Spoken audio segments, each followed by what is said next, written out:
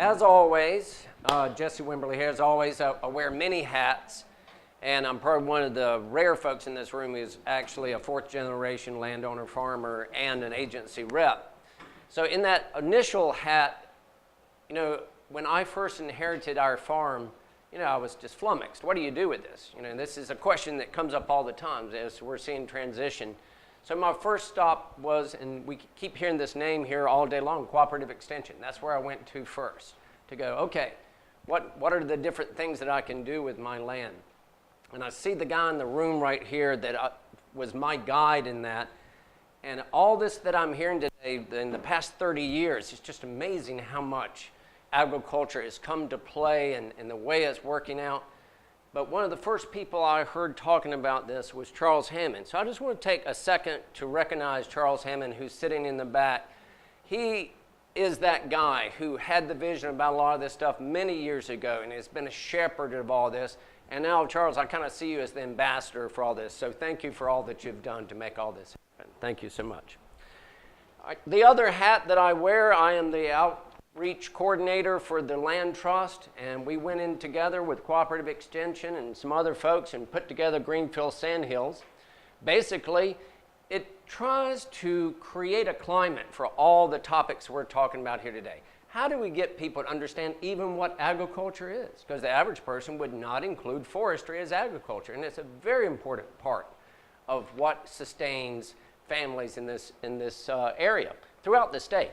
So basically what we do is we promote and define for people what agriculture is and forestry in the Sandhills. Okay? Where we came from, came out of a USDA Stronger Economies Together program. It was a 9-month collaborative process, and we're in 3 counties, Moore, Richmond, and Lee.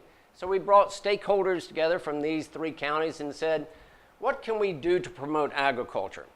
And that 9-month process kind of culminated in putting together this strategic economic development plan.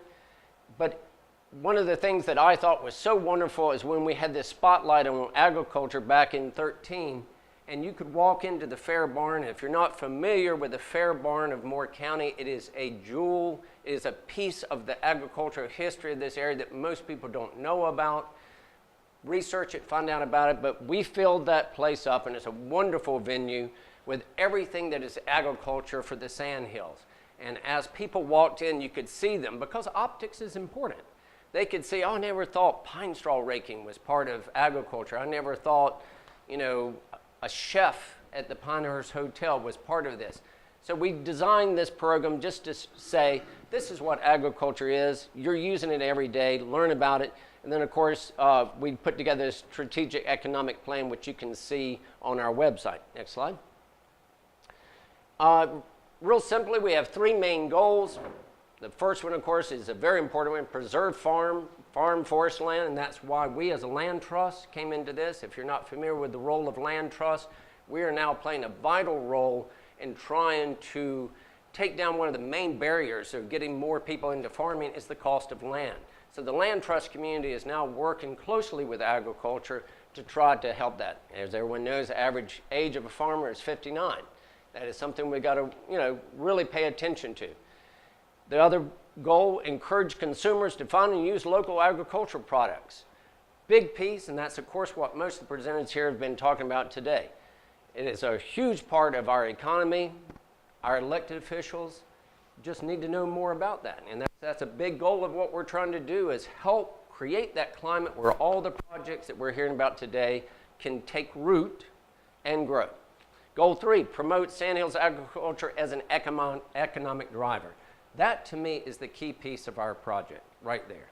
As I said, it is really hard when we're looking at economic development, and I'm glad we have Richmond County's economic developer here today. Richmond County has seen how important this is and is really trying to do the best we can to make that happen. Agriculture and forestry together contribute $800 million to the 3 counties. 1 in 7 jobs is derived for agriculture. This is information the general public does not know, our elected officials don't know. That is the core of what we're trying to do. Some of the events that we've been able to do, as I said, the spotlight on agriculture back in 2013. We brought in Woody Tash, founder of Slow Money, sold out crowd again at the Fair Barn Plowshare Luncheon. He was describing the role of slow money in creating these economies. It was a great event. We've done farm tours just to get this, the consumers out to see what it means to be on a farm, what the plight of the farmers are going through, just that education process. Then we did a 3-county film series where we would show several different films in each county, ask local farmers and chefs to come in and prepare that food. Again, just getting people to understand what's going on. We also had some scholarships for young farmers to go to the Carolina Farm Stewardship Sustainable Conference. That was great. And one of the things that I was really excited about was we had a meeting with landowners throughout the 3 counties to talk about the role of solar farms now, because it's a big topic here in North Carolina. As you may know, North Carolina is either second or third leading the way in solar farms. Second. Yeah, I mean, that's a big thing. We're second only to California, I believe, is number 1, and we're number 2. What is the role of solar farms? And we don't want to take a stand on it, but we want to make sure people understand what that means to our economy. And of course, one of the things we really want to get going, and this applies to the land trust community as well, is that transition. How do we make sure this land, like when I took over our family farm, how does that transition happen that's in keeping with the values of that family and can be economically sustainable?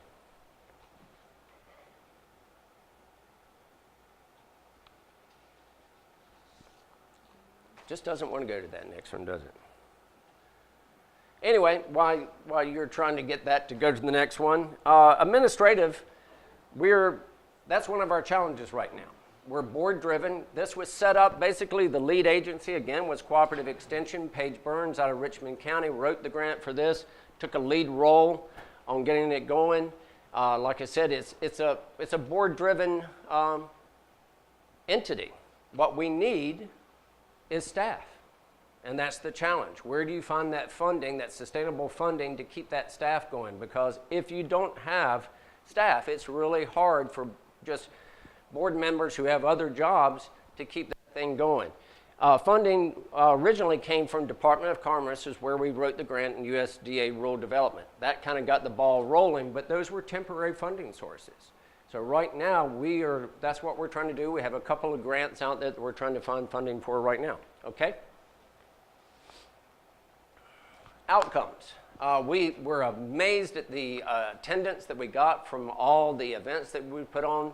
The feedback from all the folks who came was very positive. Like I said, the scholarships, getting young people to these conferences to learn about the opportunities they have, engaging economic developers of planning, that's the challenge. I mean, we see that in the room today. We'd love to have more of that.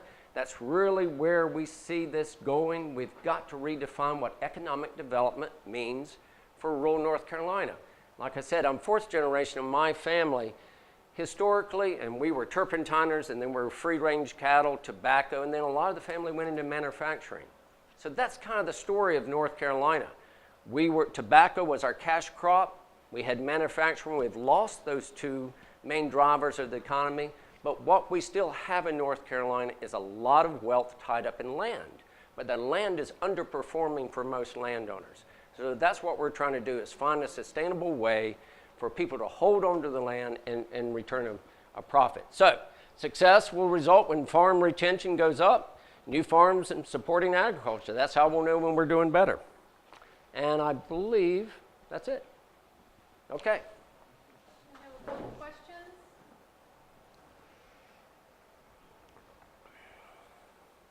Do you have any thoughts on how to get that staff funding? Because we face the same.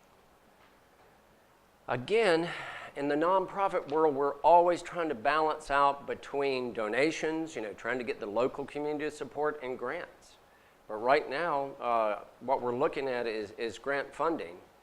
But that is, as you know, that's just not sustainable. So that's the challenge. It would be nice, and I'm going to go ahead and put that out there, if our local government saw this kind of initiative as a huge, important piece that they want to support. because sustainable economic development is what we're all looking at. We're seeing tremendous growth in North Carolina. One of the fastest growing states is North Carolina. We're losing our land, so hopefully our elected officials will see the best way to balance that growth is by investing in entities like Fields Sandhills, like the projects we've heard today, to say the multiplier effects of supporting local families not only helps them immediately, but it's also the driver of the overall economy for North Carolina, which again, number one driver is agriculture, including forestry, followed by military. We have become a tremendously important site for military, and the main need that military has is working lands around their bases. So they're coming to the table with a lot of funding right now for me, saying we want you to work to get stewards of the land. And then tourism. North Carolina is a tremendously important destination for tourism. Tourism depends on open space working lands. That's what people want to see. So by working and investing in these families, we also raise up the overall economy for North Carolina. So hopefully our elected officials will start seeing that and say we want to come to the table and support these efforts.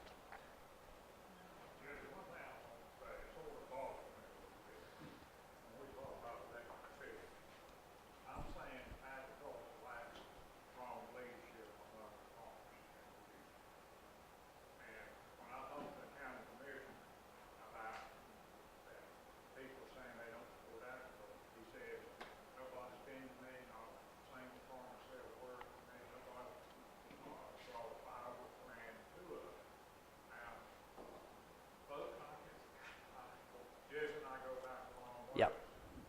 I got Jesse involved in county-wide land planning a long time ago. Yep. You've got to get people involved.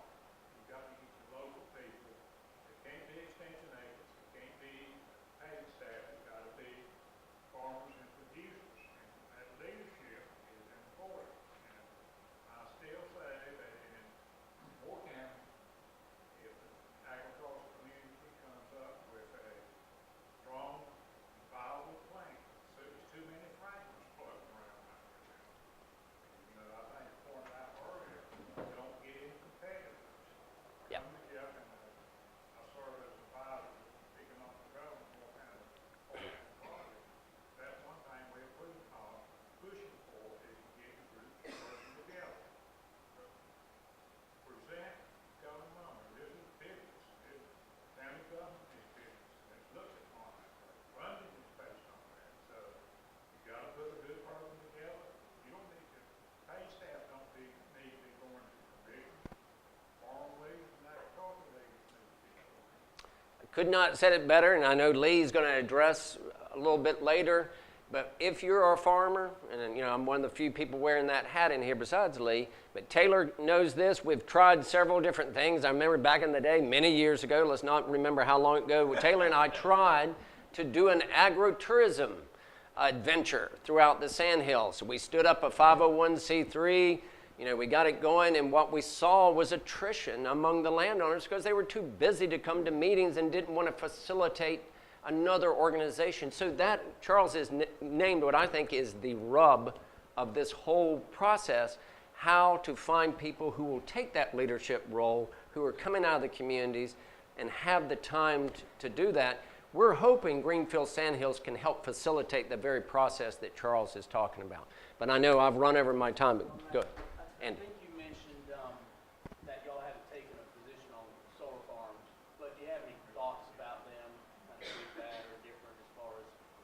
Well, I can tell you my personal, many of the landowners, and we had a big turnout for that meeting, and many of the landowners who came there said something very clearly: if I cannot find other revenue streams for my land, be that what they are, then I cannot hold on to my land. So, I mean, the balance we were trying to talk about that is, do we want to see our best farmland going for solar farms? No, not really. But do we want families to have the wherewithal to hold on to that land? Absolutely. So that. I'm glad that the tax credit on the solar farm is no longer Yeah. applicable in North Carolina, so you're going to see a tremendous halt. Yeah. A lot of other Absolutely. states have increased that, so. Yeah. And that's very crucial to the whole thing, is where the support is coming from. Yeah, but it's a balancing act, Andy. It really is, trying to figure out how to bring revenue streams into the family farms without, jeopardizing, because we don't all think that solar farms are very aesthetically pleasing when it comes to the tourism aspect, especially up in Moore County where you've spent a lot of your time. There's, See a lot of in Anson County too. yeah. Would I say no to a landowner? I would say, boy, go into it cautiously. And the folks that we brought in that night had a wealth of information that I think landowners really enjoyed hearing about the pros and cons, because there are a lot of pros and cons. A solar farm is not a solar farm. It's like any other industry you go into. You got good actors and not so good actors.